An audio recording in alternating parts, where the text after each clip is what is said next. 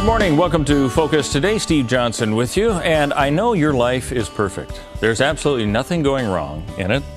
And you're just wondering, how can your day get any better? Okay, now welcome back to reality on a Tuesday. Shari Rigby is the author of a book called Beautifully Flawed. But let me back up a little bit. She's also, you may have seen her as an actress in October Baby and another movie called Not Today. She's also the founder of a group called The Women in My World and author of this book called Beautifully Flawed. It's subtitled, and I find sometimes the subtitles are more telling than anything else, Finding Your Radiance in the Imperfections of Your Life. So I want to greet you. Welcome to Focus Today.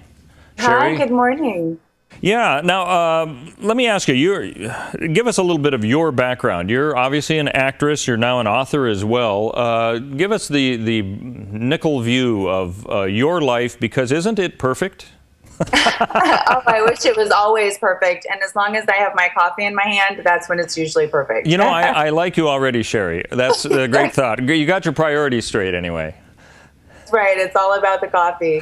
My life, I wish I could say it was perfect, but I think that it actually is more unique, and it's much better when it's not so perfect, because that's how we get to relate with other people, and we just get to be real. And I think that's really what it's all about. Well, let's back up a little bit from this book then. Clearly, this is a unique theme. I don't see this really too much about people having problems, and now you're going to hit it head on. What prompted you to write this? Well, it really took off with October Baby. When we dove into that, I mean, people that have heard my story before, they realize that there's so much more that was behind this character than just the Cindy Hastings that they were able to see on the screen. And so October Baby just really was the catalyst for this. And, I had people asking me, well, what were you like? And, because this related to your true story. And so that's really what the prompting was. And God really just continued to speak to my heart and kept pushing me into this. And I literally had said, Lord, if you want me to write this book, then I need one of the Irwin brothers to speak it to me so that I'm not stepping out without you. And it was really interesting. I was getting on a plane with John Irwin, and he said, hey, have you thought about writing a book and telling your story? And that really was the beginning, and that was in 2012. Now, one of the themes in the book, I guess you'd call it the central theme, is how people should embrace their past. But, some people's past, they probably would rather get rid of it and, ignore it. Describe what it is that you think is important for people to do. Well, I think that really, and that's such a great question. I think the past is absolutely something that we don't want to linger in. We don't want to sit on it and drown our sorrows in it. But I think that if we can turn it around and really look at the positive from our past and take it as a learning experience and wisdom, it says biblically that people will come by the testimonies and by the blood of the Lamb. And I really do believe that's true, because when we can sit down and relate with people and we can say, listen, this is what I've gone through in my life, and you can truly walk through it and relate, that's when other people can sit there and go, man, I really do want to listen.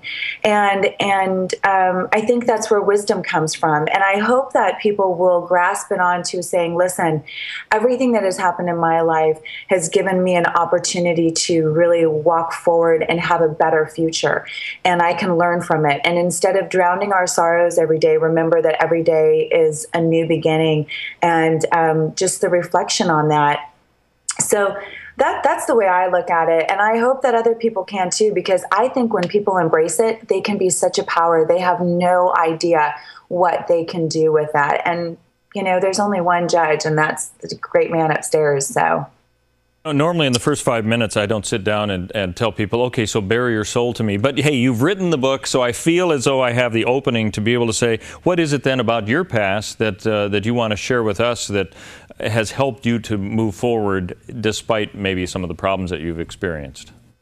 Well, I think in my past, one of the greatest messages of this particular book, Beautifully Flawed, is that it's all about grace. It's redemption, restoration, and now how God has prepared me to go forward and share that particular story of grace. And I think that there are so many things that I've dealt with, teenage sex, abusive relationships, identity crisis, looking for love in all the wrong places, getting into things and trying things because it might have made me feel better with the in crowd. looking towards the media or others to make me feel beautiful in some way or desired. And so I really went through all these things. And then even when I dedicated my life to Christ, even that journey was raising a child from my previous marriage. I was a teenage mom.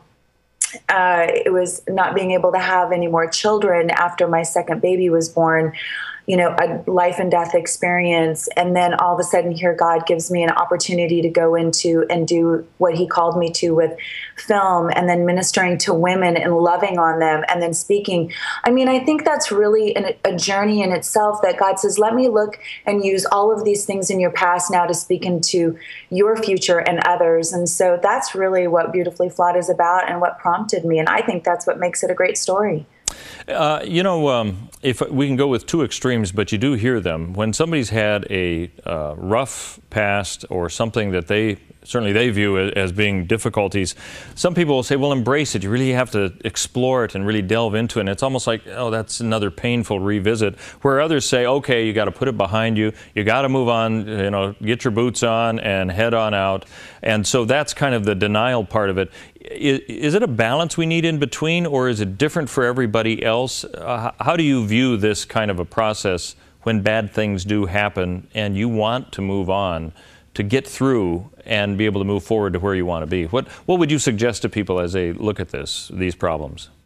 Sure, and I think that's the difficult question, because we all are individuals, and so we all deal with things very differently. I do think that there is a process. I think that we all go through a process of looking at the things that have happened, but really, what is it all about in our lives that help us grow? Well, it's wisdom and going through those valleys that bring us to the peaks. And I think if we can really grasp onto that concept, I think the other thing is really getting into a group that's encouraging, lifting up, people surrounding you with people, the iron sharpens iron. That's really important. And, lifting up and going forward in your life. I do think also it's really finding who you are in Christ. It's an identity, and looking at that. It's, it's not by our power, it's by his. It's not our will, it's his will. And so I think as we grow through this process, we can understand more and more how we can take those things and use them to becoming better people, better, understanding and witnessing and serving others. And that's the ultimate in this, is that as you walk through these tasks, if you can actually look at your past for the moment of redemption, walking through the restoration and really being restored in it, and not hanging on, but saying, I left that behind, but now I'm going to use it. And then you go out and start serving others. There is nothing greater than turning around and going, I'm going to use what I've gone through in my life to serve somebody else. And I bet anybody out there with that moment that's a turning point in their lives. And that latter part, I've heard that before, is so important, to be able to take what you've gone through and realize, okay, now I have to immerse myself in someone else's life because they're feeling it.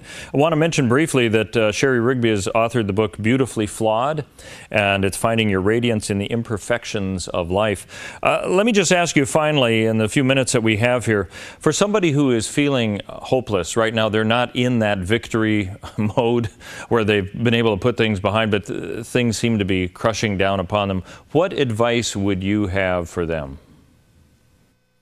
I think my advice would be for them is to remember that, there are new mercies every morning. I really encourage them to reach out to friends that they can trust, that they can lean on, somebody that can encourage them and help them walk through this time, and to remember that there are so many great things in life that they get an opportunity to do. And so I just encourage them to remember that their life is beautiful. And no matter what kind of flaws that they have in it, God sees them as beautiful, and he wants to use them to glorify his kingdom. And so I just encourage them to really stretch themselves on that, and to remember that they were uniquely made and designed, and get their eyes focused on the things that are of true value, and that's the Lord. And you know, there are bad times, there are peaks and valleys. We all go through them. I go through them myself. I mean, believe me, there are days I go through and think, wow, how am I going to get through this day? But, you know, I surround myself with good people. I continue to lean on the Lord, and you just got to keep pressing through it. And I just say, you know, remember who you are. And even though you're flawed, you're really beautiful. Thanks. Shari Rigby, the author of the book called Beautifully Flawed, Finding Your Radiance in the Imperfections of Life. Thanks for being with us. Thank you. Stay tuned. Coming up, we've got some last-minute tax tips. Maybe you're one of those who's feeling a little bit in a different way, like Shari was talking about, under the gun, so to speak. We'll get some last-minute ideas for what you can be doing coming up in just 2 minutes here on Focus Today. Hi, I'm Paulina, and I work at the Dove TV. Did you know that when you support the Dove TV, you have a profound impact, not only in our community, but around the world? It's your continued support that takes the inspiration and hope in the programs we produce and makes them available to the thousands of people who are watching these videos online every week. Help bring encouragement and hope to our valley and beyond by making a secure online donation today at our website, thedove.us.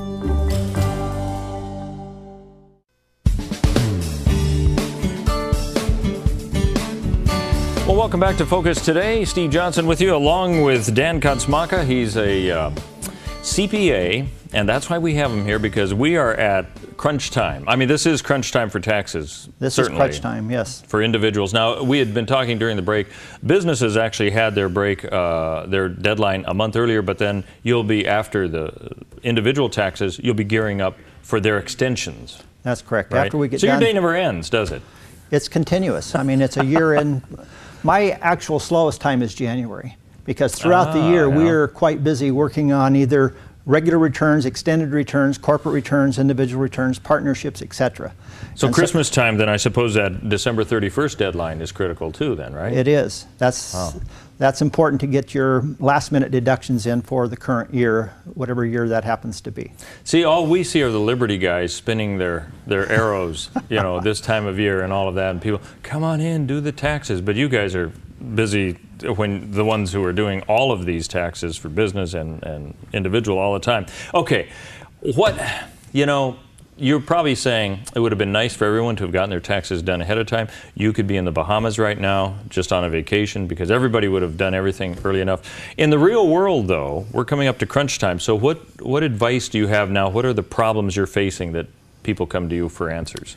Well, as I sit here today, April 14th, what would we do if you came into my office today and said, yes, what can I do? Mm-hmm. And first of all, I'd say, have you funded your IRA? If you've got earnings and can fund an IRA, go ahead and fund your IRA. That's a good way to reduce tax dollars. Although then you have choice. It could be a Roth IRA or a regular IRA. A Roth does not give you a current deduction, but it gives you future tax-free earnings on those dollars. So and I've been considering that for some time. So it's like choice. I'm coming into you right now asking that. So I've already got valuable information. Good. And then so we're done with the interview. Great.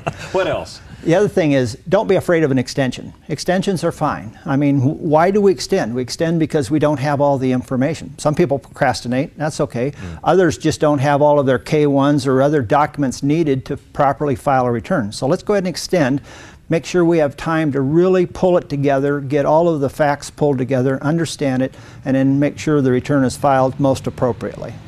Okay, now I suppose somebody might say, you know, every year I meet the deadline without a problem, but this year extenuating circumstances happen. I suppose it could be anything from a family member dying and they get an inheritance and they've never had to deal with that. I mean, I'm just thinking of the options. I suppose there's any number of options that can complicate an otherwise normal procedure every year, right? Lots of complexities. And then from a humorous point of view, perhaps the CPA himself has not been able to schedule you in on an appropriate time. Really? Because you're so busy? We are oftentimes busy. Wow. And so, yes, not to... It sounds like you're saying that mildly. We're oftentimes busy. That's like sometimes I'm a doctor and sometimes I do surgery.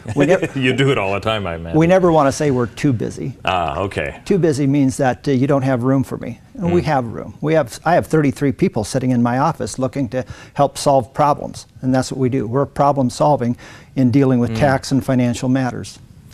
You know, let me just deviate slightly. Are there some of the more unusual dealings that you've had to have? I mean, certainly there must be some CPA business kinds of unusual procedures that you've had at the last minute to have to work through. Can you think of any just off the cuff that might have been the more unusual? I'm thinking of a death in the family. I suppose all of a sudden they get $5 million and don't know what to do with it. Has that ever happened, anything like that? It has. Really? Yes, yeah? It has. It's a nice problem we'd like to have, but at tax time that becomes a difficulty, I suppose. Right, you have to plan for it or around it. Yeah. And like you say, a death is an event that you can't necessarily plan for. And so if somebody, you know, I've had clients die this year in the last couple of months, so what do? You're still trying to get their information together. Sure. And so now you're working with family members rather than the deceased, and so you have to plan around those events and life events and again, process whatever information you have available. So you have to deal with the unexpected, of course, because a lot of us, we've never had to deal with that before. You mentioned an extension. Is there? Do you have to pay a fee for filing an extension? That's a good question. When you extend your return, it does not extend the time for paying your taxes. You still have to pay. That's our biggest challenge, is when we're preparing an extension, is determining within a reasonable range what's the taxes owed, because you still need to pay the tax liability, and then it's evened out when you finalize the return, either a refund or a balance due. So you can figure out how much somebody owes without having had done all the paperwork, pretty much, right? Correct. Is it like a good faith effort? They think this is how much I'll have to pay, so let's do it. Actually, it may be a little bit more, and you can always amend that. Does that work out okay? As long as you get 90% of your taxes paid in, you can avoid penalty. If you're underpaid, there's typically, it's normally about 0.5% a month for the underpaid taxes that you have. And so the idea is to get within a range so that you avoid late payment penalty, underpayment penalties. I suppose people waiting this long, for whatever reason, I mean, it's not because it's their fault, probably owe taxes, right? Do you have people who actually are getting a refund who've waited this long? Yes. Really? Why have they waited this long? What would be that reason anyway? Oh, just they had life got in the way or something? Probably the most common is that they have multiple sources of income. So they're maybe waiting on a partnership return that they need their K-1s, or they have investments that there's information that's coming in on those types of investments that haven't fully produced everything that they need. Yes. Yeah. Well, that would be a nice problem to have too. That would be interesting. You mentioned IRA contributions. I think we think of that as something that probably should be done throughout the year, but at this late date, you can still make an IRA contribution that'll still be good for this tax season. Is that right? Correct. You can, as of tomorrow, you can still fund your IRA and take a deduction on the 2014 tax return. And there's a cap, isn't there, on how much? $5,500 is normally the cap. $1,000 more for individuals who are of older age. Now, since I've got you here, I'll just kind of pick your brain a little bit. With Roth IRAs, as I understand it, and you touched on this, you pay into it and you have to pay the taxes up front, but then whatever you make off it, you don't have to pay the taxes on the profit. Is that right? Correct. Am I right on that? I mean, that's terrific, because if it goes up, you're free and clear, right? That's the goal. You want investments that are going to appreciate in value. And so what does it do? It means that all that future earning is non-taxable. Another benefit of a Roth is that there's no what's called RMD, required minimum distribution.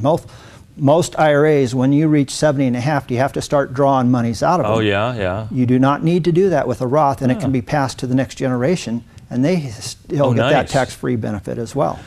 Is there a minimum you have to pay into it? It's the same as the IRA. So as long as you have, it's the same threshold as a regular IRA, $5,500, $6,500. Okay, initially, you're saying? That's correct. And you have to have earned income, so you get to deduct the lesser of your earned income, $5,500 and or $6,500. Okay, but what a great thing, as you're saying, for generation to generation, when you're looking at something that you would give your grandkids or whatever, that's a terrific thing to be able to do. That's a good point too. If you have a young child that's earning dollars right now, have them start funding a Roth IRA. I mean, if you start at age 18 or 17 or whatever age and start funding it now, by the time you're ready for retirement, you've got quite a nest egg. Yeah, that's cool. Well, we're talking about that. Those are things that are great to think of ahead of time. What else do people need to know now coming up to this deadline? Some of the most common things that, maybe the second most common thing that people come into you saying, you know what, the deadline's coming up, I need to do this in time, but I don't know if I have all the paperwork. Is there anything that you find is kind of ignored or forgotten? Well, the thing that I do find, sometimes somebody comes in and they have taxes owing this, I don't have the money. Oh, that becomes a problem. So what do you do? And yeah, what do you do? Well, you might wind up paying penalty, but if you have a home equity line, borrow on a home equity line to pay your taxes versus going out and taking a, let's say on your credit card, because credit card interest is non-deductible. Home equity interest is deductible. You know, and all of these things, really, people need to talk to a person like yourself. I mean, you're giving kind of ideas, but really each situation could be different, and so that's why they need to come to somebody like you, I suppose, right? That's right. And that's our job. Our job is to help assemble the components of a tax return. What's needed, how much have you earned, what are your deductions, and how do they fit together to come up with your appropriate taxable income. I suppose somebody who has a small business and also they have to have their private taxes, they're having to look at two deadlines, aren't they? The one in March and then this one as well, right? If they have a corporation, yes, because they have a March 15th deadline for their return. If they have an LLC or a partnership, it's an April 15th deadline, but it is a separate tax return. Okay. So yes, there are those various components too that, again, adds complexity to life. Yeah, and I suppose if they delay it, then they have another deadline that has to be met too. So one's life could be like almost yours. You're dealing with the tax code and all that. I've heard that this year the tax code, for those of you who are having to go through the training every year for how Congress and the President has changed things, it gets more complicated. This one was one of the most, is that correct, coming up to this deadline for those of you in the business? I wouldn't necessarily say one of the most complex, but one of the most frustrating, because Congress didn't pass the extender bills until the very last minute. And so we were trying to decide what deductions should a client be entitled to. As an example, one of the things that we have is called Code Section 179, which allows the expensing of equipment. And so that was one that it was at $25,000. The new threshold, once they extended it, it increased up to $500,000. Why is that important? It's important because it allows people to spend dollars that incentivize the economy, that energize the economy. And the more dollars we turn, the more effective our system is in supporting each other. And so people held on to this longer, is that right? And didn't help the economy that much because of their delay? Is that what you were saying, kind of? Somewhat, yes. Yeah. Well, like in my case, I had clients that were in that situation. I said, let's go ahead and acquire what you need, not what you want, but what you need. And if you have it, if we don't get it, at least we can get the regular depreciation. We just don't get the bonus depreciation. But I think it's more important to work around, you know, what makes good business sense, not what just makes good tax sense. Yeah, yeah. And with Congress not helping out too much, that can complicate things. It's a continual challenge. Yeah, that's a nice way of putting it. That's great. Well, I want to mention your CPA firm is Kosmatka, Donnelly Company, right? And people, can they call you? Are you full completely? Do you still have availabilities at 2:15 in the morning or something?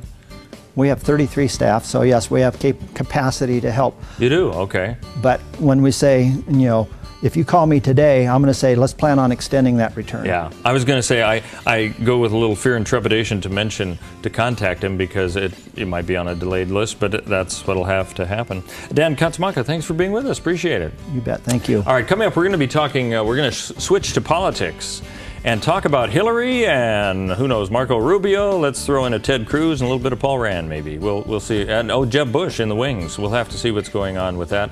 We'll fill you in coming up in about 2 minutes, get a unique perspective for you coming up on Focus Today.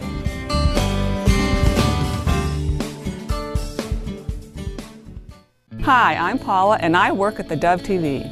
Every day we get letters and emails from people who've been encouraged, blessed, and challenged by the programs on the Dove TV.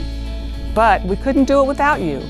Did you know that more than 90% of our income comes from people like you? You can help us continue to bring inspiration and hope to our community by making a secure online donation at our website, thedove.us, or call us at 541-776-5368. Welcome back to Focus Today. Steve Johnson with you, and the fun has begun. If you are a political fan, this is your season. The Super Bowl is just around the corner, I guess. We're now working our way into the well, not even the semifinals. We're in the playoffs. I guess that's what you call it.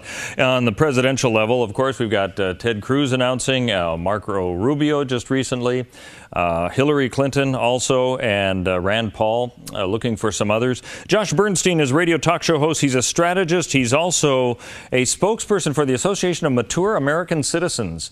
Josh, you have a very interesting job right there. A radio talk show host, and you're with the Association of Mature American Citizens.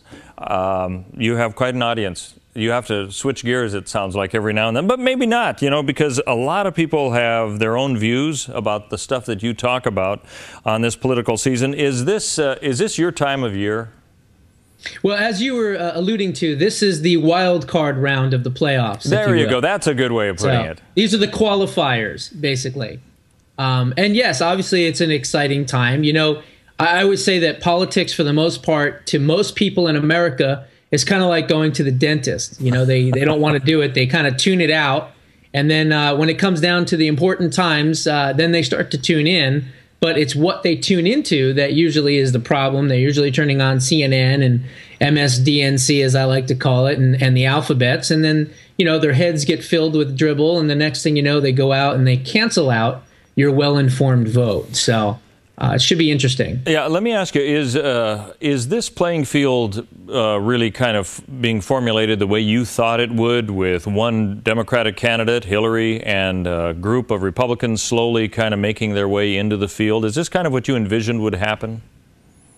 Well, I think in some respects it is, but what I've said before on my own show and also just put out in print and press releases is that the fact that Hillary Clinton is still running for president shows the you know, the depth of the ineptitude, if you will, of the House Republican leadership to get to the bottom of the Benghazi story.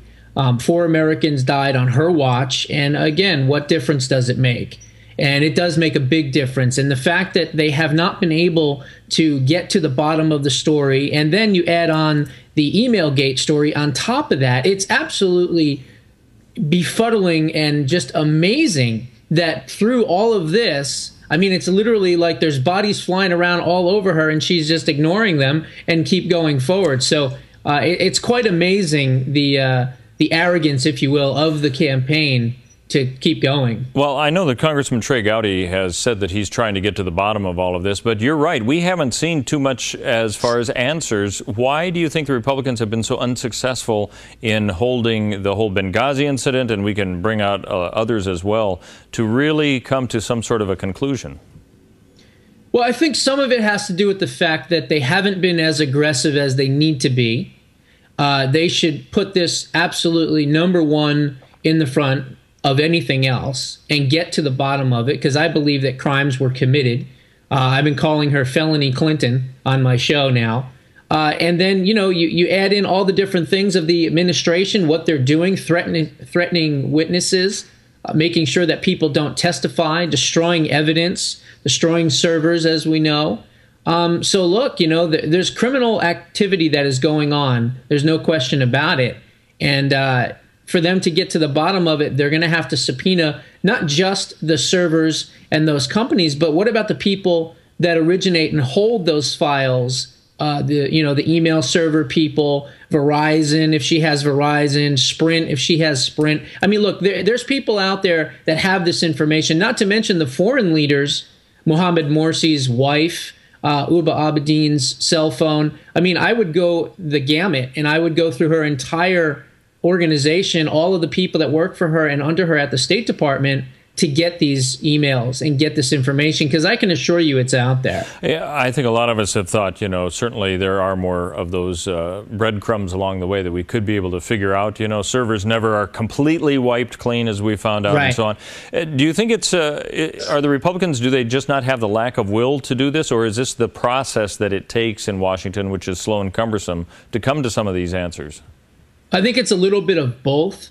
I would venture to say that they don't want to be seen as the party of no, because the left has been able to paint the Republicans as, you know, just saying no to everything that this administration does, which thankfully they need to be the party of heck no, because again, everything that this administration is doing is against liberty, is against the Constitution, is limiting our freedoms and our rights. So I wish that they would actually be more bolder and be a little bit more stronger against this administration. I mean, we just in November of 2014 elected Republicans to be that stopgap, to be that check and balance, if you will, against the executive branch. And what have they done? They've signed on, basically, and been the cheerleaders of this administration.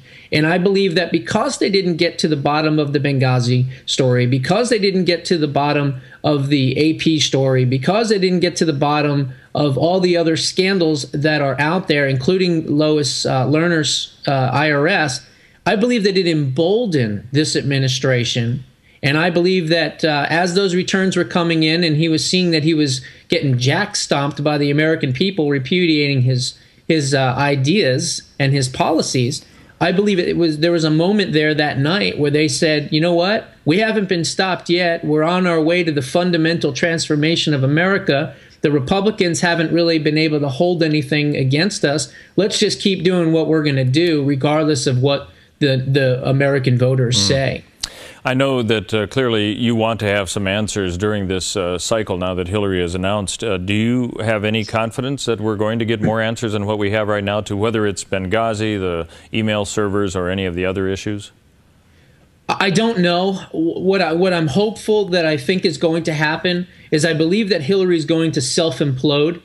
I believe that if she's going to, you know, be the every woman, as she likes to say, meanwhile she hasn't driven a car in 20 years, and she's taken her Scooby-Doo van around the country, I believe that there's going to be some unscripted questions pertaining to either Benghazi or the email scandals, and she's either going to do two things. One, she's either going to snap, which I think would be the greatest thing in the world, because if she snaps, then we'll get to see the what difference does it make face rather than what she's trying to put out there. And two, she'll refuse to answer the questions. It'll come out to the press that she's refused to answer the questions, and that may be something that would do her in. I also think that the left is probably going to realize that she's such damaged goods that they're going to force her out of the race eventually anyway, and probably go with an O'Malley or a Webb or somebody else anyway. I think that eventually was what's going to happen. And I also believe that she'll throw a Hail Mary Bill Clinton at the very end and say, you know, it won't be about her anymore because she's so unliked. And she'll say, remember the old Clinton years? Okay, well, you can still have Bill back if you want, even though most Americans don't realize that it wasn't Bill Clinton that turned around the economy. It was the 1994 Newt Gingrich revolution and the contract with America. It does sound like, from what you're saying, we're going to see more Democratic candidates, even though there's been speculation as who is going to possibly be the number two to announce, since she seems to be the one, but it doesn't look like she'll be crowned. So you are expecting a fleet, perhaps, of other Democratic contenders? I wouldn't say a fleet, but I would certainly see O'Malley coming into the race and possibly Senator Webb coming into the race. I'm not sure about anybody else as far as Elizabeth Warren or what have you. She may jump in if Hillary fails, but look, it was just announced this morning that she's planning on spending $38 per vote. She wants to spend $2.5 billion to win the presidency. So her average every woman attitude is obviously such, you know, hypocrisy, if you will. And then, you know, just the other day, she went into a Chipotle. Nobody even noticed her. She's going to these Iowa colleges, and they're going to ask her some tough questions. So, again, I can't remember a time in history where a candidate has declared for the presidency with this much baggage. She's got more baggage than a fully loaded 747. Let me ask you about the Republican side. Do you think it is it benefits or it hurts the party to have what could be 10, 12 candidates running in this primary? Well, that's a good question. I would say it's possible, depending on the attitude of the conservative base, whether or not it's going to be completely cannibalistic and eat their own. You've got a lot of different factions at play here. You've got the Rand Paul crowd. You've got the Ted Cruz crowd. You've got Scott Walker. You've got wild cards such as Donald Trump. You've got Carly Fiorina. You've got Dr. Ben Carson, who said he's going to announce on May 4th. So we've got a lot of different things going on. But one thing I'd like to touch on is the left loves to paint the Republican Party as the old white man's rich party. Meanwhile, the first candidate that declared was a Cuban in Ted Cruz. The second candidate that's pretty much that just declared was Marco Rubio. And then, of course, you have Rand Paul. So the diversity factor, I think, is very interesting, as the top three that have already declared are both Hispanic or of Cuban descent. So it's that whole myth of the old white man's party is really just not true. So I wanted to point that out. But I think, in the beginning, look, it's kicking the tires. You're going to have a lot of different people with a lot of different voices. I think that once we get to a point where there's, you can see 6 or 7 of these folks up on the stage, and you can see how they handle certain questions, whether they duck them or dodge them, or whether they answer them directly, as I'm doing hopefully today here on the show. You're going to start to learn who's for real and who's not. And I think that when it comes down to the last 3 or 4 standing, I believe it'll be a Ted Cruz, a Rand Paul, maybe a Scott Walker. And let's not forget Donald Trump. I mean, Donald Trump is truly a wild card. I know that he's been threatening to run all these years, and at the last minute he says that he's not going to. But he's got a team together in Iowa, and he's working on some things behind the scenes. So we shall see. Well, let me just ask you about Rand Paul. He supposedly is attractive for younger voters. Do you think he's going to have much of an impact on this election? Yeah, I certainly do. I think that he can have more impact than his father. One of the main reasons I say that is because of his age. He is younger. And ultimately, he's not afraid. One of the things that I like about Rand Paul, he's not afraid to fight on Democratic turf. A lot of these Republicans, they talk to help the minorities, and they want to go into certain areas and help them, but they don't usually do it. They usually stay on the outskirts. And Rand Paul has no problem going into, into urban areas and urban communities and telling them, this is why liberalism is failing you, and I have a better message. So from that standpoint, I think his coalition, if you will, is going to be a little bit different, and certainly probably a lot younger. Wow, okay. Josh Bernstein, a radio talk show host, strategist, also spokesperson for the Association of Mature American Citizens. Thanks for your perspective. Thanks very much. Thank you. All right. Coming up, we're going to be talking with Lindsay McPhail. She is going to be talking about a fearless experiment. We're going to find out what that is all about coming up on Focus Today. Keep it tuned right here. In 2 minutes, we'll be back.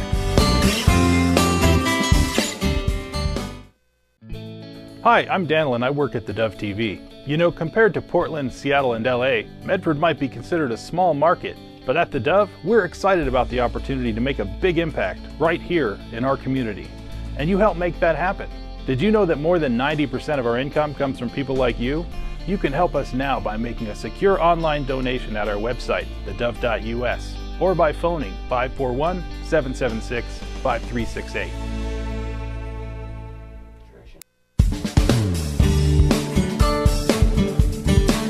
Well, good morning. Welcome back to Focus Today. Steve here along with Lindsay McPhail. It's been a while since we've been able to talk, so it's good to see you. Good to see you. Last time we were just discussing that I talked to Lindsay, we were doing kind of a wrap-up a year and a half or so after the home makeover, which everyone will refer to. That was a big, exciting deal, and your family was a beneficiary of that.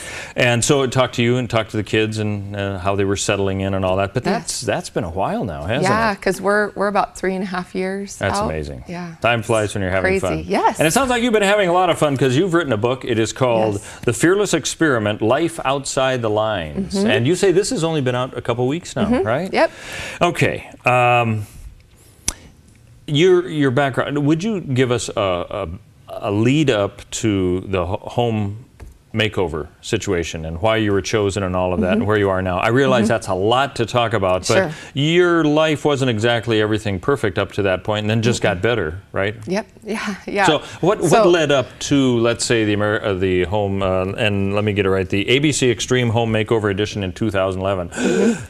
It's a mouthful. It is. Okay, so CJ and I had worked, my husband CJ and I worked for Sparrow Clubs here locally, and it was going so well. We wanted to kind of expand, and the board had us move up to Portland to start a region there. And that was kind of around... I'm glad you mentioned that. I didn't realize that. Yeah. So you actually moved to Portland for a while. Okay. Yeah. And so then 2008 hit, which was not a lovely year for nonprofits. So we lost a lot of funding, and we just decided, we kind of knew that we weren't going to be able to be paid for much longer, so we decided to branch out, and CJ is an amazing speaker, and so we were starting a business, a speaking business. And you know, we worked so hard and nothing worked. And then within that time, our oldest two boys were diagnosed with autism, and I had a brand new baby. And we lost everything. And we moved home. You know, we had left here kind of like on a high because of Sparrow Clubs and having so much success, and we came back and we had nothing. And so we lived with my parents. CJ was out of work for a long time. And that was the house you were living in before you got the new one. Is that right? Wasn't that on the property? There's a couple houses on that. Okay. It's a family property, so there were some rentals. We lived with my parents for 9 months, and then a rental came available, and we were just so blessed to be there. And it was a dream that we could ever even afford the property. Because our house was in short sale, or and that was a tough time for a lot of people too. Yeah. That was been the worst time to have the problems you were facing. Oh yeah, yeah. So eventually, CJ spoke at the prayer breakfast, and there was an Asante table there, and we ended up getting a job at Asante. But through that process, our oldest son was adopted as a Sparrow at Hedrick Middle School for autism awareness, and.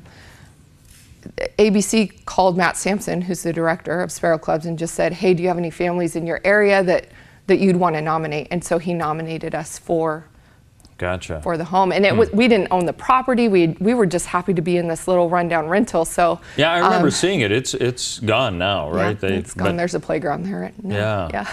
So well, then you got the home and all the rest. And I know the community was really. I mean, this was a pretty big deal. We got aerial shots of it too, and all that. It was really neat. So give us an update. That was 3 years ago, 3.5. What's been happening since then? Oh, lots been happening. God has just used this as an opportunity for us to kind of be in the community more. But I think just for me personally, it's been like this wake-up call. And I wrote this in the book, but just like a lot of people might think that that's a happy ending to a sad story, but it's really was God just saying, this is just the beginning, and I have so much more. And so it's kind of the beginning of a spiritual journey for me. Well, the Fearless Experiment, it sounds like something that both is enticing and yet a little bit stepping out. Oh, yeah. A little bit. Yeah. What is it that you're actually addressing within the book? Is it that whole story, that whole adventure? Well, it's a little bit about my story, but it's not just about me, because I think we all struggle with fears holding us back from who we're created to be, and the dreams that we have and things that we long to accomplish that God has, deposited in us. So it's just, it's a little about my journey, but it's also has other women from around the valley and just other stories of, and really just challenging you, like, do you know who God says you are, and how intimate is your connection with God? Because those two things determine how we're going to go out and live and love other people, and that's really the whole point of everything. Well, I know on the back you ask a question partly about what kind of life would you have if fear wasn't a factor. Do you find that there are quite a few people who are maybe polarized in their life from doing what they should do, just the fear of the unknown and stepping forward? Do you find that has a huge impact? Of course. I mean, of course. Because there are some people who will it's like a bull in a china shop in a good way. They're just moving forward, here's what we're going to do and all that. And you think, well, this person's fearless. And other people you say, I mean, I've known people who I look at them, I think, you are very talented at whatever it is that you do. And yet there is something that has frozen them from being what they could be. And everybody else sees it around them, but they simply can't do that. Is that the kind of fear you're talking about? Almost that immovable I think mode? Kind of. Fear takes on so many identities. identities though. And so I'm one of those like bull in the china closet people. And so people might think, oh, she's fearless. And I'm moving forward this way because this isn't what I'm afraid of. But I'm not dealing with my junk over here that actually is terrifying me, that keeps me from relationship and really being intimate with God. And so fear isn't just about I'm going to do something and have, arrive somewhere someday. It's about the journey of being able to break through our personal struggles and the things that hold us back from fully living. And it sounds like moving in the right direction too, because I suppose a lot of people look like there's a lot of inertia and momentum, but maybe they're going in the wrong direction too. And maybe not even the wrong direction. Like I think we can be doing the right things, but we can still be kind of in, if that's my strength, because I can move forward, I can do something that's terrifying to other people, but just by looking at me, you don't know the stuff that is actually terrifying me and keeping me from really moving forward, maybe even at a greater speed. You know what I'm saying? We all have our junk. Well, it sounds like this is where you have to have those people close to you can really talk to. Because I mean, without that, it's all internalizing, and sometimes that voice in the head isn't probably the best counselor. I would think. Well, because it can feed into the fear, or say run from it, when in fact maybe you need to, like you're saying, deal with it. Well, and recognizing that voice, that thing that says, "Who do you think you are?" or "You could never," is never from God, and that He designed us to be like these fully alive, fully connected people to Him, and that our stuff and those things that maybe we wouldn't even label as fear, but really has the root of fear, keeps us from knowing Him, how we were created to know Him. So after reading this book, people will be able to identify their fears, maybe? Yeah, I think so. There's some pretty gritty, deep questions in there, and to be able to recognize what's holding them back, but then to also say, I'm ready to move forward. I'm ready to not be stuck anymore. Well, okay, just from your experience, do you find that people have identified what is holding them back and they just don't do it, or do you think that they don't really know? Why can't I do this?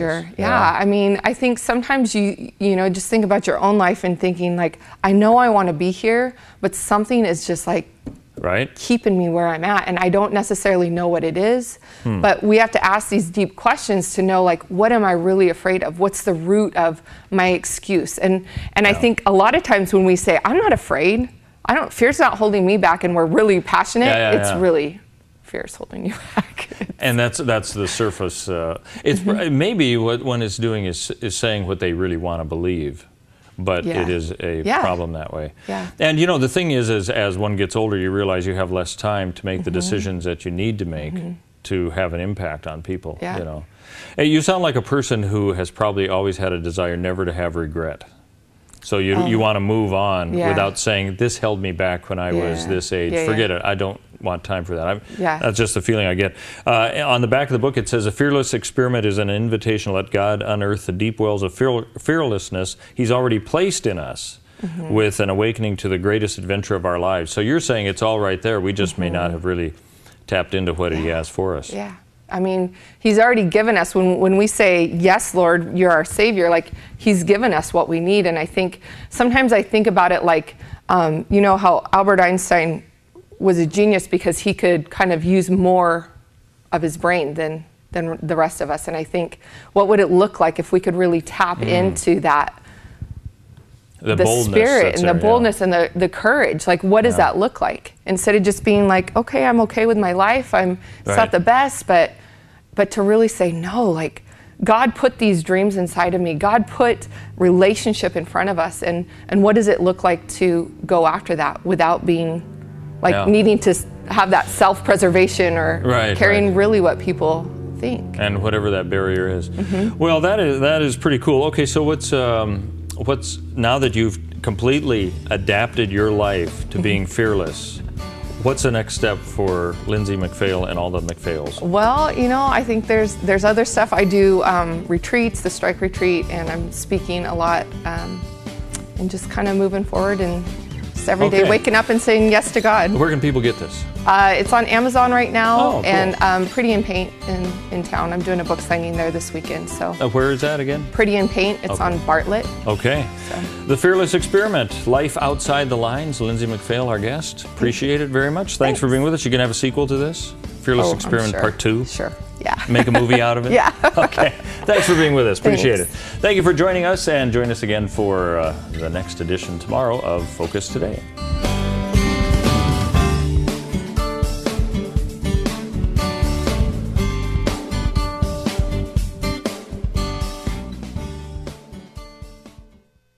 Hi, I'm Jim and I work at the Dove TV. Every weekday between 6 and 8 a.m., our award-winning news and sports team bring you the best morning show around. It's live, it's honest, and it's a whole lot of fun. And you help make it happen. Did you know that more than 90% of our income comes from people like you? You can help us continue to air local programs that share your voice by making a secure online donation at our website, thedove.us.